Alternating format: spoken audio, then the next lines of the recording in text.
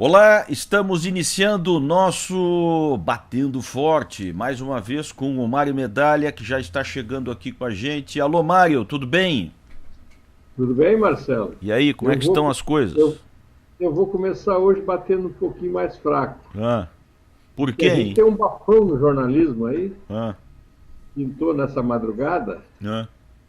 uma briga de um jornalista com um traveco por causa do pagamento pelos serviços prestados. Ah, tu tá brincando comigo, rapaz. Estou falando sério. Pô, A matéria está no G1 Santa Catarina. o E G1 a, Santa e a grande Catarina. curiosidade é saber quem é o personagem. Ah, não fala quem é o personagem. Não, não fala, só diz que é Con- um jornalista. Conta só o milagre. Pois é. E a Bom, curiosidade está grande, rapaz. Eu postei no Facebook, eu não pensei que a repercussão ia ser tanta. é, ô Medalha, vamos por eliminação então. Eu não fui, tu também não foste. Não. Dizem que as Pô, já iniciais são são menos as dois. R. Já são Não, menos dois, então. diz que as iniciais são RR. Ah, RR. RR. Aí o RR. nome que apareceu não confere muito. Sim. Poderia ser um. Enfim, não vamos entrar em Não, detalhes não, não para é não melhor, é melhor. cometer leviandades. Tá certo. Eu acho que o O... cara pediu desconto. Tá certo. E levou o desconto, mas ainda assim não quis pagar. Ah, levou desconto, né? Pediu o desconto, levou, mas não quis pagar. Eu tenho, eu tenho uma maravilhosa para contar sobre isso aí com um colega também, que fazia uso dos serviços terceirizados aí, né? De atendimentos íntimos, digamos assim, né? E Sim. aí perguntou quanto é que custava um atendimento e tal. E aí a moça disse R$ 50. Aí ele disse assim, mas e se eu já chegar meio pronto, meio armado, assim, não tem desconto? Agora tu vê até onde vai esses diálogos aí, né? Até onde vão, né? O pessoal está comentando que o Ah, dito jornalista vai ao PROCON, né? ah, sim, Reclamar por imagina. maus serviços Tá prestados. certo. Bom, em se tratando de Brasil, né? A gente não duvida de nada, né, cara? É uma brincadeira. Mas falando sério, Ah, Marcelo, nós temos a gente estava falando antes de entrar no ar do Campanário e do Costão por causa de um evento que podemos aham, ter aqui, que é da Copa do Mundo, que é um encontro da FIFA, né? aham, Um congresso da FIFA pouco antes da Copa.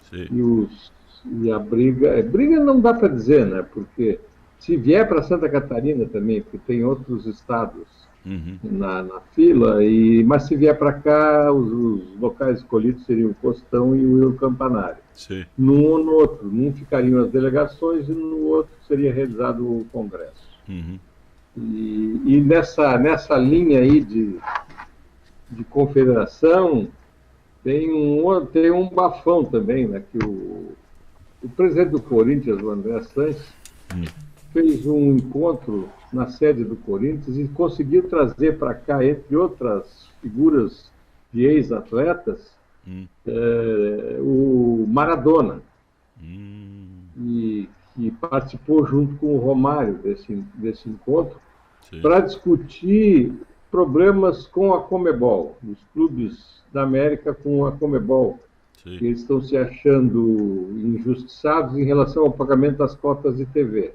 Uhum, Só que isso aí, Marcelo, eu acho que é uma ponta desse novelo, tá. porque na verdade a bronca, na real, é com os dirigentes Uhum, da Comebol e entrou também aí o pessoal da CBF. Tanto é que o Marco Polo Del Nero, que é vice-presidente da CBF, presidente da Federação Paulista de Futebol, está uhum. querendo processar o Romário por injúria, calúnia, difamação, essas É coisas porque o todas. Romário andou abrindo a caixa de ferramentas aí, né? Não, ele chamou o Marco Polo Del Nero e o Marinho de ladrões de medalha, né, em Aham, relação, referente àquele episódio, que na verdade envolve o Marinho, numa solenidade de premiação Uhum. de um torneio que a seleção brasileira venceu, ele ficou com a medalha de um dos garotos. Eu ouvi Era, a declaração do Romário no rádio, anteontem ou ontem, e ele vai adiante, não fica só na Comembol, né? Ele fala de todas as estruturas sim, exatamente. do Por Brasil isso que eu até a estou dizendo que FIFA, né? ele botou o pessoal da CBF, da FIFA, evidente, no meio, Aham. mas quem ficou, digamos assim, injuriado com as afirmações do Romário foi o Marco Paulo Del Nero. Tá. Do Marinho, presidente da CBF, eu não ouvi nada, nem vi nada ainda, Sim. mas o Marco Paulo Del Nero já se manifestou. O Uhum. gozado é que esses caras não largam o osso, né? É. Se eternizam na presidência de confederação e federação, e quando são apontados ou denunciados ou criticados, eles ficam furiosos. Uhum. Parece que fazem isso por uma abnegação, por uma dedicação ao futebol, um negócio impressionante. Eles Na devem ter verdade, a gente sabe o que rola por trás disso tudo. O problema é que ninguém faz nada, né, É. Marcelo? Eles Esse é o devem grande ter detalhe. um amor incomensurável pelo futebol, né? Que nós não temos, né? Nós não temos, É, exatamente. é. E nós já tivemos CPI da bola, Uhum. que não deu em nada, que Sei. inclusive quem presidiu foi aquele médico de Tubarão, então senador, que eu não recordo o nome dele agora. Sei. Sujeito muito íntegro, coisa e tal, saiu muito machucado nessa história, porque ele fez um trabalho sério Uhum. na CPI da bola e o negócio está engavetado, nunca Tu foi estás adiante. falando daquele senador, né? Que assumiu no lugar do Wilson Klein Ubin, né? Aquele de Tubarão, que é um médico, Um sujeito muito médico, sério, até onde eu o tenho em conta de um cidadão muito sério. Eu agora vai me falhar o nome dele, mas eu tenho inclusive aqui comigo um CD que me foi enviado por ele na época, de todo o relatório da CPI Exatamente. daquele negócio todo E a lá. bancada da bola no Congresso tratou de É. engavetar. Né? Geraldo Altoff. Geraldo Altoff, Geraldo exatamente. Altoff. Mas, falando de coisa boa, vamos falar, então, da penúltima rodada, né, do Campeonato Brasileiro, que foi ontem, com jogos muito interessantes, e encaminhando o Cruzeiro como o melhor clube desse primeiro turno. E quero te dizer, inclusive, Marcelo, Sei. que eu tô desconfiado que está aí um grande favorito ao título desse ano. Uhum, A sei. única coisa ruim da rodada, eu até tinha notado ontem aqui, não deu tempo para a gente comentar, a única coisa ruim da rodada, mais uma vez, foi a arbitragem. Uhum. Eu tenho, assim, por convicção, eu acho que nós vivemos hoje na arbitragem brasileira o pior momento. Eu não sei quem é que prepara esses caras, mesmo porque esse departamento da CBF, como outros tantos, é uma caixa preta.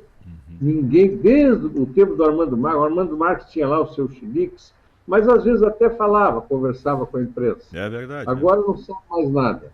É. Você, de repente, troca um diretor de arbitragem da CBF, não sabe bem por quê, o cara alega, aquela velha história, alega problemas pessoais, não poder segurar o compromisso, etc.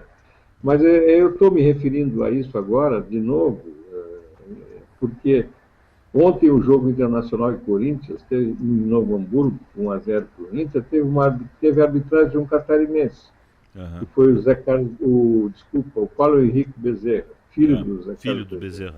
Bezerra, né? E foi uma confusão, o jogo foi tumultuado, o Tite invadiu o campo, foi expulso justamente, mas o problema é que o Bezerra é muito inseguro.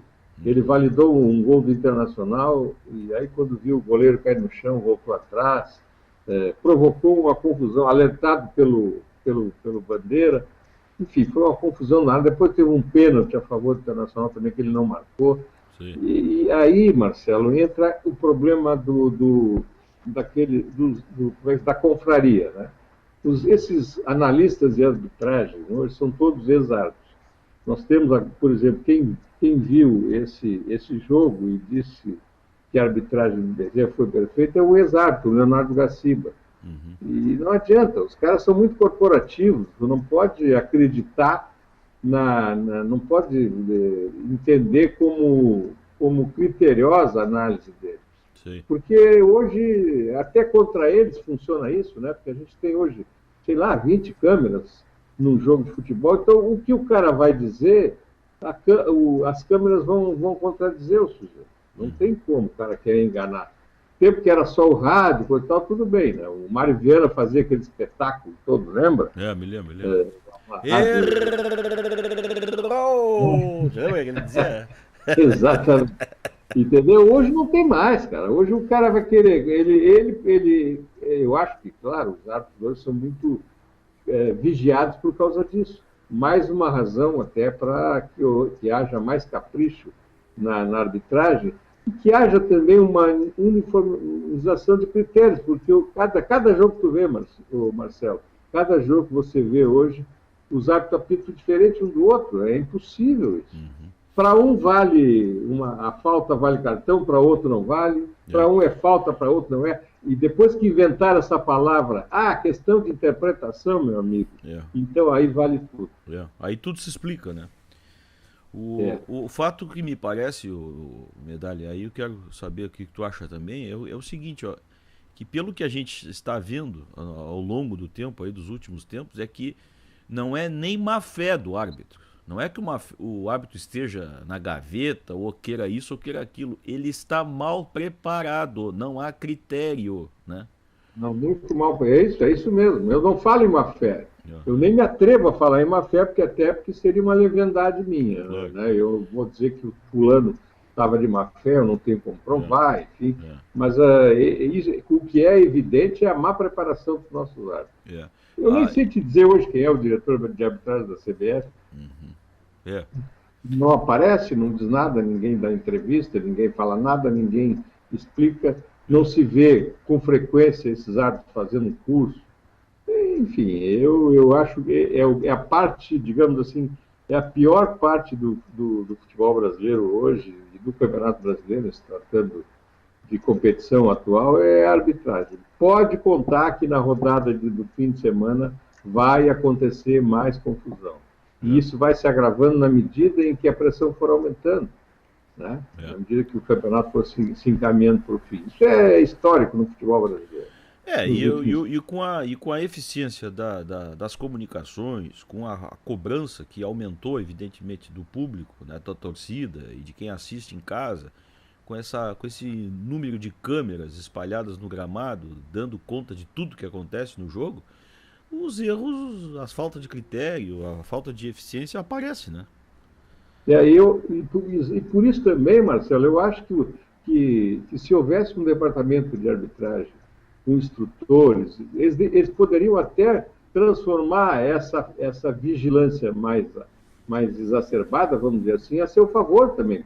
Podiam pegar os lances e comparar e ver, mostrar para os árbitros o que está acontecendo, onde é que eles estão errando, onde é que eles estão acertando, por que dos erros e dos acertos.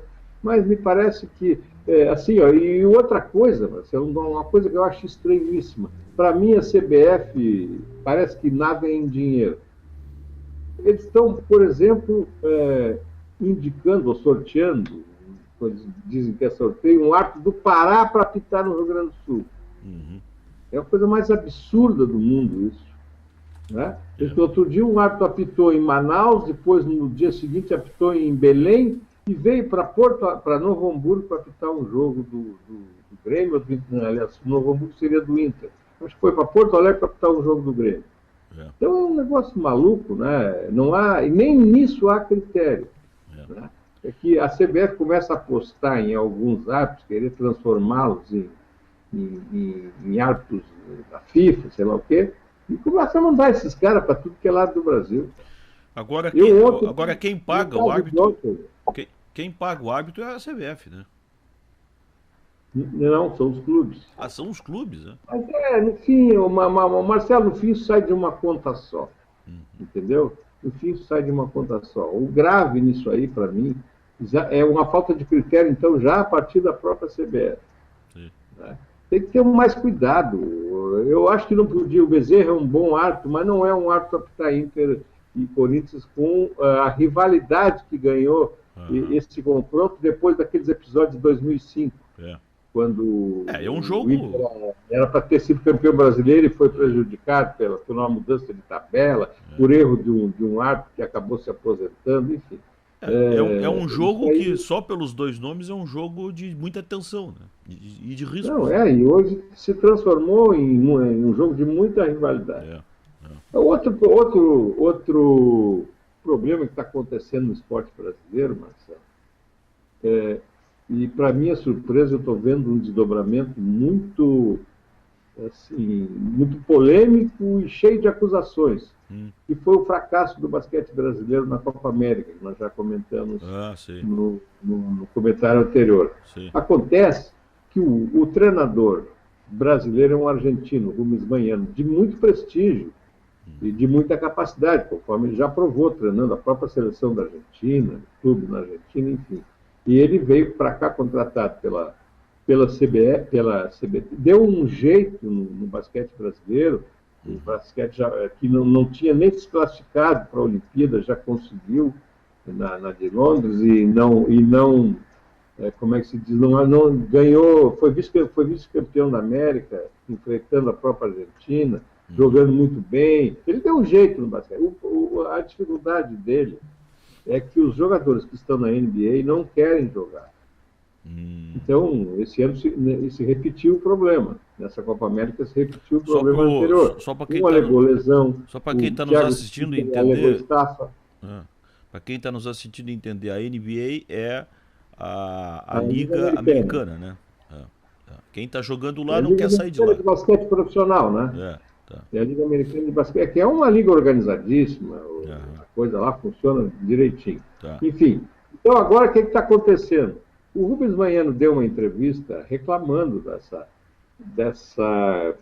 Ele até chegou a insinuar a falta de patriotismo do jogador brasileiro, que na Argentina não é assim. Até eu vendo hoje de manhã essas declarações de lado a lado, trouxeram à baila até uma frase do Nelson Rodrigues. Daquela história das chuteiras. O patriotismo é o último refúgio do canalha, uma coisa assim.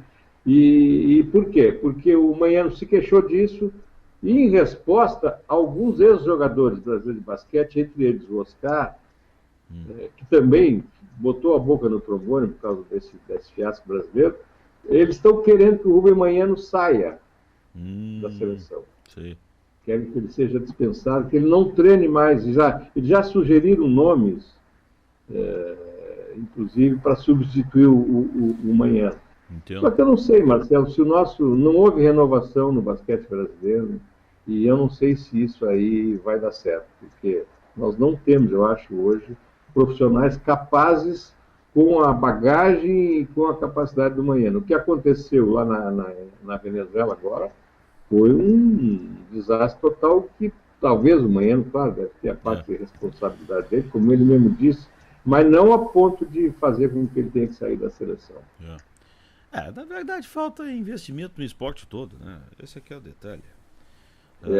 Hoje e sempre, né? Desde a época tu vai lembrar disso aí. O Biratã, 2 pontos a mais para o Brasil, te lembra? Me lembro. Um outro detalhe, Marcelo, talvez, não sei se o tempo já está indo muito longe, mas Não está, não. Aqui não tem nunca tempo longe. Não, é que a gente tem visto que os problemas de briga de torcida dentro e fora do estádio continuam. Aquele episódio no Mané Garrincha, na briga entre torcedores do Vasco e do Corinthians, rendeu, através do STJD, que é o Superior Tribunal de Justiça Desportiva, uma punição muito séria para Vasco e Corinthians. Sim. Os dois clubes foram punidos com perda de mando de campo de 4 jogos cada um. O que vai acontecer? O pior é que em 2 jogos serão perda de mandos com portões fechados, ou seja, não tem torcedor no estádio. Ou seja, vai pagar a maioria, né? E os outros 2 com permissão de venda de ingressos. Eu acho que o tribunal tem que começar mesmo a bater pesado nessa história. Muita gente diz, mas o que o clube vai fazer? Não é responsável pela ação do torcedor. E eu acho que é responsável na medida em que ele sustenta essas organizadas, É. porque é o mistério. Eu Eu, diz que eu, não eu, tem acho que, envolvimento. eu acho que no mínimo é também responsável, né? Porque há também um pouco de falta de autoridade da polícia, enfim, do Estado. Primeiro é a falta de educação, né? Isso aí não tem, né? Isso aí é em tudo. Falta de educação da população. Depois vem, eu acho que um pouco de falta de borracha, né? E depois de vergonha na cara dos dirigentes, né? Que ficam dando força pra esse tipo de coisa, né? É, Eu acho que é tudo um pouco, né? e se omitem de duas formas, né? Primeiro, porque sustentam esse tipo de torcida, e segundo, porque não tomam providência depois que acontecem as coisas. Claro. Eles deixam para a polícia, deixam para o tribunal, deixam para a CBF, É. e o tribunal agora tomou uma decisão que eu acho que. Eu até achando estranho, porque esse caso foi julgado antes daquele do jogo de São Paulo. Com o Aham. Flamengo também houve uma pancadaria fora do estádio, nesse Aham. caso. Né? Sim. Então, está É. na hora de acabar com isso. Não, tá, tá. Bom, exigências aí que vão se somando, né? E a gente tá aqui para denunciar isso, para melhorar.